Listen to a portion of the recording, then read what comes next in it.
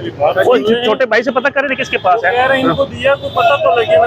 इधर ही भाई हमारे 2-3 भाई हमारे साथ ड्यूटी कर रहे हैं, उनके साथ पता करना। जेब में जो पड़े उसमें खाली चेक उसमें आपका नहीं है ना, उससे आपको मुझे नहीं दिया ना, मेरे पास वो मुझे चालान करो, मैं वो भी चेक कर लेता हूँ। सर जी बात करिएगा फैसल साहब, लाइसेंस लगाए, लाइसेंस किधर आपका? सर जी आईडी कार्ड दिया ना आपको, लाइसेंस है बने सर घर पड़ा कापी इसका भाई की काफी मोबाइल में हो गया, ये भी ट्रांसफर कर दे तो हो जाएगा। सर। इजी पैसा जायज कैश पे जमा कर लें, अभी आपको मिल जाएगा। इजी पैसा है ऑनलाइन जायज कैश पे जमा करवा लें। यहाँ साथ भी तो खुला हुआ नहीं, आप वीडियो मैन के साथ बात तो करें ना। ना साहब फैसल भाई वो आगे से बोल नहीं रहे जी। ले भाई आईडी कार्ड, ऐसा ना जो गाड़ी खड़ी है आईडी कार्ड बस पकड़ लो, मैं आ रहा हूँ आपके पास।